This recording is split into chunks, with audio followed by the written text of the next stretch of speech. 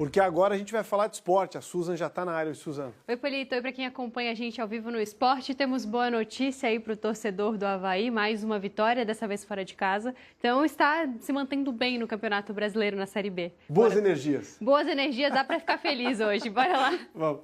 A gente fala então dos dois catarinenses, né, que jogaram pela Série B do Brasileiro. Tivemos Avaí e CRB. O Avaí venceu o CRB por 1-0 fora de casa. E também o Criciúma. Vamos dar uma olhadinha aqui então nos placares, os principais placares dessa rodada. Temos aqui CRB 0, Avaí 1, jogo. O Avaí venceu fora de casa, como a gente conversava. O Criciúma, que jogou no Heriberto Wilson, empatou com o Atlético em 1-1, ambos pela Série B do Campeonato Brasileiro.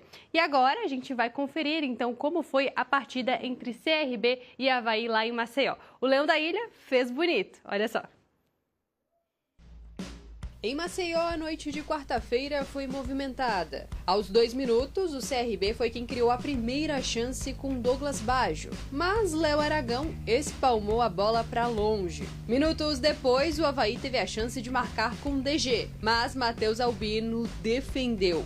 O jogo seguiu assim, com boas oportunidades, mas nada da rede balançar. E foi na segunda etapa, aos 39 minutos, que o único gol da partida saiu. O Wallace França recebeu, ganhou velocidade e no chute desviou em Kevin, marcando um golaço para o Leão da Ilha. Antes do fim da partida, o zagueiro Alisson foi expulso. Ele derrubou o atacante Guilherme Pato próximo à grande área.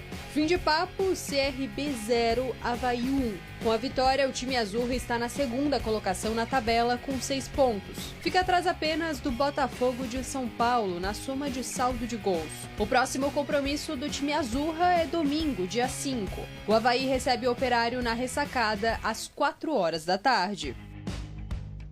E o Cláudio Caticati já está aqui com a gente. Cláudio, o Avaí teve aí um desempenho notável nessa partida contra o CRB, mesmo com a pressão do adversário e também a pressão de estar fora de casa, não estar ali diante do torcedor, né? Boa tarde, Susan. Boa tarde a todos que nos acompanham aqui no Balanço Geral. É verdade, né? O adversário que fora de casa, né? Dentro dos seus domínios, na verdade, é sempre muito forte. Foi importante a vitória do Leão.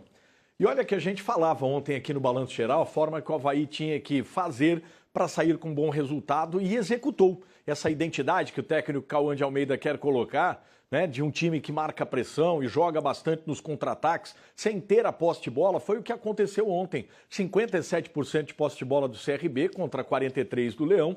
E olha que nas finalizações, quem olha os números, foram 27 finalizações da equipe alagoana contra 16 do Avaí. Mas o Avaí foi eficiente. Foi um Avaí que a gente colocou no campinho de ontem, que tinha que explorar os contra-ataques, porque a equipe do CRB, do Eduardo Barroca, tem esse viés ofensivo. Joga, mas deixa muito espaços nos corredores, nos lados do campo, para você explorar. E o Avaí explorou, tanto no primeiro quanto no segundo tempo. Claro, também teve chances claras aí a equipe do CRB, poucas, mas teve, e a equipe do Avaí foi muito eficiente no momento que precisava. O Wallace França, ainda no campo de defesa, mostrou força, né? Mostrou a explosão, chegou inteiro ainda para finalizar e fez o gol. E até quando teve expulsão, foi uma expulsão positiva. Olha lá, né? O zagueiro Alisson acabou no finalzinho do jogo tendo que impedir o gol de empate da equipe do CRB. E aí, Susan, a gente tem que colocar recurso do zagueiro. Muitas vezes é irresponsabilidade em algum momento você terminar com 1 a menos, mas nesse caso, o Guilherme Pato, que jogou aqui no Figueirense no ano retrasado, ele ia para a cara do gol, a chance de fazer o gol de empate naquele final e tirar esse gostinho dos 3 pontos, o Alisson fez positivo, acabou fazendo uma falta, era o último homem, a expulsão que a gente justifica, entende.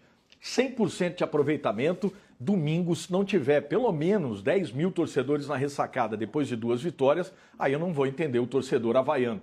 Vitória maiúscula de um time que está tendo essa identidade de jogo e teve muita eficiência ontem. E seguimos acompanhando o Avaí, que joga com o Operário no domingo na Ressacada. Mais um jogo, mais uma rodada do Campeonato Brasileiro Série B. Cláudio, eu vou aproveitar que você está aqui para a gente também dar uma olhadinha no Campeonato Brasileiro Sub-20. Tivemos aí uma partida de muitos gols, 6 ao total, mas o placar ali terminou no empate. Vamos ver os detalhes.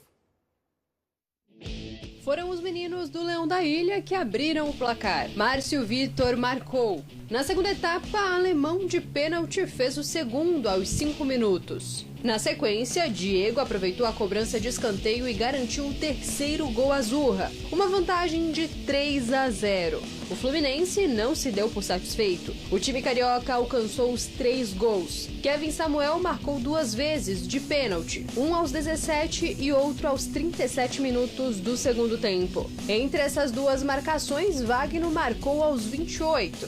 Fim de papo no estádio Marcelo Vieira, empate de 3-3. Com o resultado, a equipe do Avaí caiu para a lanterna da competição, somando apenas 2 pontos. Tá aí, a gente também fica de olho nos meninos da base aí do Sub-20 do Avaí. E agora a gente fala do outro time da capital catarinense, Cláudio, porque o Figueirense está se preparando os ajustes para a estreia na Série C do Campeonato Brasileiro, enfrenta o Ipiranga na segunda-feira. Hoje, o técnico Márcio Zanardi conversou com a nossa equipe sobre as mudanças, principalmente no perfil do elenco. Dá só uma olhada no que ele disse.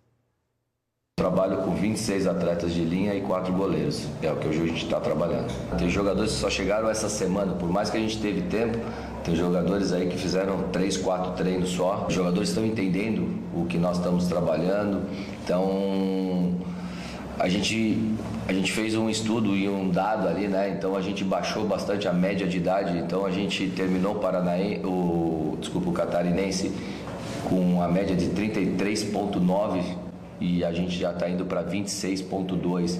A gente está optando de ter um time com mais transição, um time que compete, junto com alguns jogadores com experiência.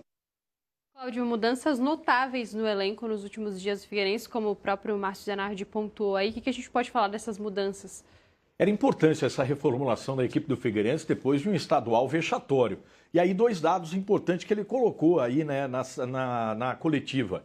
Primeiro, a redução do elenco de 44 jogadores, né, para 30, 26 de linha e 4 no gol. E a questão da idade, né, porque hoje o futebol pede intensidade, né, marcação sempre nos espaços, e a equipe do Figueirense tinha quase 34 anos em média, baixou quase 10 anos, né, para 26,2. Então é importante, o Figueirense tem essa estreia segunda-feira e precisa, né, teve 2 semanas o Márcio Zanardi, precisa ter o mínimo de competitividade, porque na Série C, diferente da B e da A, são 19 jogos. Então, largar na frente é importante. Eu acompanhei, inclusive, um pouco mais o trecho da conversa dele com a imprensa. Ele falou que espera aí 10 vitórias, abrir com 30 pontos e aí, quem sabe, jogar ali com tranquilidade. Ele falou que é um desafio, mas é uma proposta que ele está trazendo para esse elenco. É uma marca que a gente vê pelas últimas disputas da Série C que é segura. 30 pontos, você classifica para a próxima fase do Campeonato Brasileiro da Série C, e ele está jogando também uma responsabilidade quando coloca essa meta. E amanhã falamos de Avaí, que joga domingo, falamos um pouco mais de Figueirense, que joga na segunda-feira. Seguimos acompanhando os times da capital, né, Cláudio? A gente vai analisando. O Avaí joga no domingo contra o Operário, Figueirense segunda contra o Ipiranga. Amanhã a gente retorna para falar um pouquinho mais.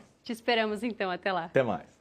E olha só, vocês lembram que a gente mostrou aqui no esporte o desafio do ultramaratonista Bruno Gauchinho? O desafio era arrecadar 240 barras de chocolate para doar para crianças. E como vocês acompanham na imagem, ele de fato conseguiu cumprir essa arrecadação. E em troca dessas barras, ele faria um percurso aí de 120 quilômetros, que seria entre Madre Paulina, lá em Nova Trento, até Angelina. Isso em apenas 15 horas. A boa notícia, como vocês acompanham na tela, é que o Bruno conseguiu arrecadar as 240 barras de chocolate, já começou as doações, inclusive para as crianças beneficiadas, e há pouco, ao meio-dia, ele já iniciou o trajeto. A gente parabeniza mais uma vez o Bruno pela iniciativa dessa Páscoa e também parabeniza quem contribuiu, assistindo a reportagem aqui no esporte, também contribuiu com uma barra de chocolate, com certeza deixou a Páscoa mais feliz para essas crianças, né, Polito? Com certeza, Brunão, parabéns por essa iniciativa, as crianças com certeza tiveram